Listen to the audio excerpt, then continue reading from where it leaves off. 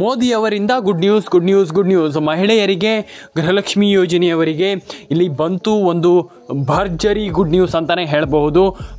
ಬೆಳಿಗ್ಗೆಯ ಹೊಸ ಅಪ್ಡೇಟ್ ಅಂತಲೇ ಹೇಳ್ತಾ ಶುರು ಮಾಡಿ ಇವತ್ತೊಂದು ವಿಡಿಯೋವನ್ನು ಒಂದಿಷ್ಟು ಜನ ಕಮೆಂಟ್ ಮಾಡ್ತಾ ಇದ್ದೀರಾ, ಕೇಳ್ತಾ ಇದ್ದೀರಾ. ಮೋದಿಯವರಿಂದ ಅಂತಂದರೆ ಮೋದಿಯವರಿಂದ ಇಲ್ಲಿ ನಮ್ಮ ಮಾನ್ಯ ಈಗ ಆಲ್ಮೋಸ್ಟ್ ಎಲ್ಲರಿಗೂ ಗೊತ್ತಿರುವ ಒಂದು ವಿಚಾರ, ತುಂಬ ಜನರಿಗೆ 90% ಜನರಿಗೆ ಇಲ್ಲಿ ಹಣ ಜಮೆ ಆಗ್ತಾ ಇಲ್ಲ. ನಮ್ಮ ಮಾನ್ಯ ಪ್ರಧಾನಮಂತ್ರಿಗಳಾದ ನಮ್ಮ ಮೋದಿಯವರಿಂದ ಭರ್ಜರಿ ಗುಡ್ ನ್ಯೂಸನ್ನು ಇಲ್ಲಿ ತಂದು ಕೊಡ್ತಾ ಇರುವಂಥದ್ದು. ಭರ್ಜರಿ ಗುಡ್ ನ್ಯೂಸನ್ನು ಇಲ್ಲಿ ಎಲ್ರಿಗೂ ಹಣ ಇಲ್ಲಿ ಬರ್ತಾ ಇರುವಂಥದ್ದು. ಈಗ ಮೋದಿಯವರಿಂದ ಹೇಗೆ ಬರುತ್ತೆ? ಇದೆಂಥ ಕತೆ ಇದು? ಈಗ ಕೇಂದ್ರ ಸರ್ಕಾರ ಹಾಕುವಂಥದ್ದು ಇದಕ್ಕೆ ಮೋದಿಯಿಂದ ಯಾಕೆ ಬರುತ್ತೆ? ಇದಕ್ಕೆಲ್ಲ ಬರೋದಿಲ್ಲ ಹಾಗೆ ಹೀಗೆ ಅಂತ ನೀವು ಹೇಳ್ತೀರಾ, ನನಗೆ ಗೊತ್ತಿದೆ. ಆ್ಯಂಡ್ ಇಲ್ಲಿ ಮೋದಿಯವರಿಂದ ಹೇಗೆ ಬರುತ್ತೆ ಅಂತಂದರೆ, ಈಗ ನಿಮಗೆ ಒಂದಿಷ್ಟು ಜನರಿಗೆ ಕ್ಯೂರಿಯಾಸಿಟಿ ಇದೆ. ಈಗ ಇಲ್ಲಿ ಈ ಒಂದು ಯೋಜನೆಯನ್ನು ಕೊಡ್ತಾ ಇರುವಂಥದ್ದು ನಮ್ಮ ಕರ್ನಾಟಕ ಸರ್ಕಾರ. ಈಗ ಕರ್ನಾಟಕ ಸರ್ಕಾರಕ್ಕೆ ಮೋದಿಯವರು ಯಾಕೆ ಕೊಡ್ತಾರೆ ಈ ಒಂದು ಇದನ್ನು ಅಂತಂದರೆ, ಈ ಒಂದು ಹಣವನ್ನು ಮೋದಿಯವರು ಯಾಕೆ ಕೊಡ್ತಾರೆ? ಇದು ಪಕ್ಕಾ ಸುಳ್ಳು ಸರ್ ಅಂತ ಹೇಳ್ತೀರಾ. ನಾನು ನಿಮಗೆ ತಿಳಿಸ್ಕೊಡ್ತೀನಿ ಏನು ಕತೆ. ಇಲ್ಲಿ ಮೋದಿಯವರು ಹಣ ಹಾಕ್ತಾರಾ, ಹಣ ಹಾಕೋದಿಲ್ವೋ, ಏನು ಕತೆ ಅಂತ. ಯಾರೂ ಇಲ್ಲಿ ಟೆನ್ಷನ್ ಆಗುವಂಥ ವಿಚಾರ ಇಲ್ಲ. ಎಲ್ಲರೂ ಕೂಡ ಆಶ್ರಯ ಅಪ್ಡೇಟ್ಸ್ ಕನ್ನಡ ಯೂಟ್ಯೂಬ್ ಚಾನಲ್ನ ಸಬ್ಸ್ಕ್ರೈಬ್ ಮಾಡ್ಕೊಳ್ಳಿ. ಎಲ್ಲರ ಅಕೌಂಟಿಗೆ ಹಣ ಬಂದಿಲ್ಲ ಅಂತಂದು ದಯವಿಟ್ಟು ಕಮೆಂಟ್ ಮಾಡ್ಕೊಳ್ಳಿ. ನಿಮ್ಮೆಲ್ಲರ ಅಕೌಂಟಿಗೆ ಹಣ ಬರಲಿ ಅಂತ ಹೇಳ್ತಾ, ಎಲ್ರಿಗೂ ಒಳ್ಳೇದಾಗಲಿ ಅಂತ ಹೇಳ್ತಾ, ಪಿಂಚಣಿ ಹಣನೂ ಕೂಡ ಇಲ್ಲಿ ಸದ್ಯದ ಮಟ್ಟಿಗೆ ಜಮೆ ಆಗ್ತಾ ಇರುವಂಥದ್ದು. ಪಿಂಚಣಿ ಹಣದ ಬ್ರೇಕಿಂಗ್ ಅಪ್ಡೇಟನ್ನು ನಾನು ನಿಮಗೆ ತಿಳಿಸ್ಕೊಡ್ತಾ ಹೋಗ್ತೀನಿ.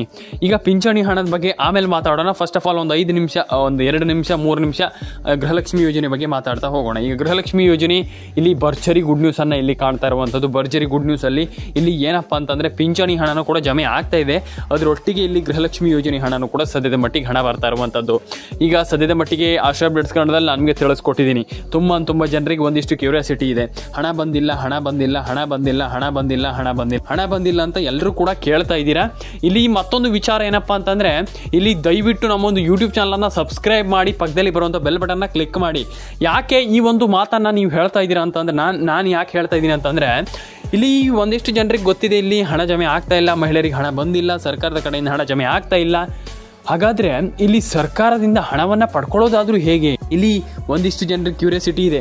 ಅಯ್ಯೋ ಸರ್, ನಮಗೆ ಏನಿಲ್ಲಿ ಸರ್ಕಾರ ಹಣನೇ ಹಾಕಿಲ್ಲ ಇದುವರೆಗೂ ಕೂಡ, ನಮಗೆ ದಯವಿಟ್ಟು ಹಣ ಹಾಕ್ಲಿಕ್ಕೆ ಹೇಳಿ ಸರ್, ನಮಗೆ ಫುಲ್ ಬೇಜಾರಾಗಿ ಹೋಗಿದೆ, ಸರ್ಕಾರ ಹಣನೇ ಹಾಕ್ತಾ ಇಲ್ಲ ಸರ್, ಏನು ಕತೆ ಸರ್ ಇದು, ನಮ್ಗೆ ದಯವಿಟ್ಟು ಹಣ ಹಾಕ್ಲಿಕ್ಕೆ ಹೇಳಿ ಸರ್ ಅಂತ ಒಂದಿಷ್ಟು ಜನ ಮಾತಾಡ್ತಾ ಇದ್ದೀರಾ, ಕೇಳ್ತಾ ಇದ್ದೀರಾ.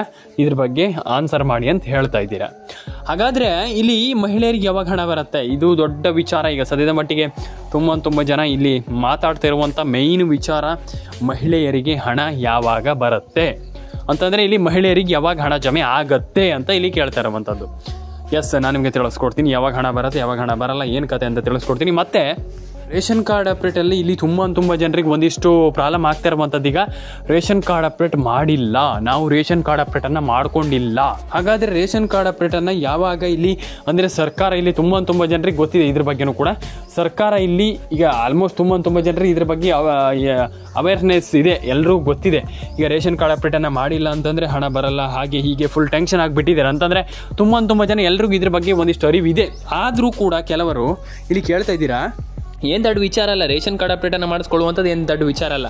ಹಾಗಾಗಿ ನೀವು ಎಲ್ಲರೂ ಕೂಡ ರೇಷನ್ ಕಾರ್ಡ್ ಅಪ್ಡೇಟನ್ನು ಮಾಡಿಸ್ಕೊಳ್ಳೋದ್ರಿಂದ, ನಾನು ಹೇಳುವಂಥದ್ದು ಇಷ್ಟೇ, ನಿಮ್ಮೊಂದು ರೇಷನ್ ಕಾರ್ಡ್ ಅಪ್ಡೇಟನ್ನು ಮಾಡಿಸ್ಕೊಳ್ಳೋದ್ರಿಂದ ನಿಮ್ಗೆ ತುಂಬ ಇಂಪಾರ್ಟೆಂಟ್ ಆಗುತ್ತೆ. ಆ್ಯಂಡ್ ಇಲ್ಲಿ ನಾನು ಹೇಳುವಂಥದ್ದು ಇಷ್ಟು, ನೀವು NCPI ಮ್ಯಾಪಿಂಗ್ ಆದರೂ ಮಾಡ್ಕೊಳ್ಳಿ, ರೇಷನ್ ಕಾರ್ಡ್ ಅಪ್ಡೇಟ್ ಆದರೂ ಮಾಡ್ಕೊಳ್ಳಿ, ಒಂದಿಷ್ಟು ಅಪ್ಡೇಟನ್ನು ನೀವು ಮಾಡ್ಕೊಳ್ಬೇಕಾಗ್ತದೆ ಅಷ್ಟೇ. ನೀವು ರೇಷನ್ ಕಾರ್ಡ್ ಅಪ್ಡೇಟನ್ನು ಮಾಡ್ಕೊಂಡು ನೋಡಿ. ಆ್ಯಂಡ್ ಡೆಫಿನೆಟಾಗಿ ಎಲ್ಲರ ಅಕೌಂಟಿಗೆ ಹಣ ಬರಲಿ ಅಂತ ನಾನು ಕೇಳ್ಕೊಳ್ತೀನಿ. ಎಲ್ರಿಗೂ ಒಳ್ಳೇದಾಗಲಿ ಅಂತ ನಾನು ಕೇಳ್ಕೊಳ್ತೀನಿ. ಎಲ್ಲರ ಅಕೌಂಟಿಗೆ ಹಣ ಬರಲಿ. ನಾನು ಫಸ್ಟ್ ಆಫ್ ಆಲ್ ಕೇಳುವಂಥದ್ದು ಇಷ್ಟೇ, ನೀವು ಎಲ್ಲರ ಅಕೌಂಟಿಗೆ ಹಣ ಬರಲಿ, ಎಲ್ರಿಗೂ ಒಳ್ಳೇದಾಗಲಿ. ರೇಷನ್ ಕಾರ್ಡ್ ಅಪ್ಡೇಟನ್ನು ಒಂದು ಬಾರಿ ಮಾಡ್ಕೊಳ್ಳಿ, ಎಲ್ರಿಗೂ ಹಣ ಜಮೆ ಆಗಲಿ. ಆ್ಯಂಡ್ ರೇಷನ್ ಕಾರ್ಡ್ ಅಪ್ಡೇಟನ್ನು ಮಾಡ್ಕೊಳ್ಳಿ. ಆ್ಯಂಡ್ ಸಬ್ಸ್ಕ್ರೈಬ್ ಮಾಡಿಲ್ಲ ಅಂತ ದಯವಿಟ್ಟು ಸಬ್ಸ್ಕ್ರೈಬ್ ಮಾಡ್ಕೊಳ್ಳಿ. ಆ್ಯಂಡ್ ಇನ್ನೊಂದು ವಿಚಾರ ಏನಪ್ಪ ಅಂತಂದರೆ, ಎಲ್ಲರೂ ಕೂಡ ಕಂಪ್ಲೀಟಾಗಿ ರೇಷನ್ ಕಾರ್ಡ್ ಅಪ್ಡೇಟ್ ಮಾಡ್ಕೊಳ್ಳೋದ್ರಿಂದ ತುಂಬ ಆಲ್ಮೋಸ್ಟ್ ಎಲ್ರಿಗೂ ಗೊತ್ತಿದೆ, ತುಂಬ ಯೂಸ್ಫುಲ್ ಆಗುತ್ತೆ. ರೇಷನ್ ಕಾರ್ಡ್ ಅಪ್ಡೇಟನ್ನು ಮಾಡಿಸ್ಕೊಳ್ಳಿ, ಎಲ್ರಿಗೂ ಒಳ್ಳೇದಾಗಲಿ. ಆ್ಯಂಡ್ ರೇಷನ್ ಕಾರ್ಡ್ ಅಪ್ಡೇಟಿಂದ ತುಂಬ ಹೆಲ್ಪ್ಫುಲ್ ಇದೆ. ತುಂಬ ಜನರಿಗೆ ಗೊತ್ತಿದೆ ಇದ್ರ ಬಗ್ಗೆ ಎಲ್ಲ, ರೇಷನ್ ಕಾರ್ಡ್ ಅಪ್ಡೇಟ್ ಹೇಗೆ ವರ್ಕ್ ಆಗುತ್ತಂತ.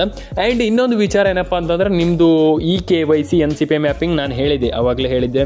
ಈ KYC NCPI ಮ್ಯಾಪಿಂಗ್ ನೀವು ಮಾಡದೇ ಇದ್ದರೆ ತುಂಬ ಪ್ರಾಬ್ಲಮ್ ಇದೆ. ಅಂದರೆ ಸದ್ಯದಲ್ಲಿ ಈಗ ರೇಷನ್ ಕಾರ್ಡ್ ಅಪ್ಡೇಟ್ ಆಗಿರ್ಬೋದು, KYC ಆಗಿರ್ಬೋದು, ಒಂದಿಷ್ಟು ಕೆಲಸಗಳನ್ನು ಇಲ್ಲಿ ಸರ್ಕಾರ ಕೊಡ್ತಾ ಇದೆ ಸದ್ಯದಲ್ಲಿ. ಆ್ಯಂಡ್ ಇನ್ನೊಂದು ವಿಚಾರ, ಸಿಮ್ ಡೆಡ್ ಅಂತಂದರೆ ಸಿಮ್ ಡೆಡ್, ಈಗ ನಿಮ್ಮದು ಸಿಮ್ ಸರಿ ಇದೆ ಅಂತ ಇಟ್ಕೊಳ್ಳಿ, ಸರಿ ಇದ್ದರೆ ಓಕೆ. ಈಗ ಸರಿ ಇಲ್ಲ ನಿಮ್ಮದು ಡೆಡ್ ಆಗಿದೆ.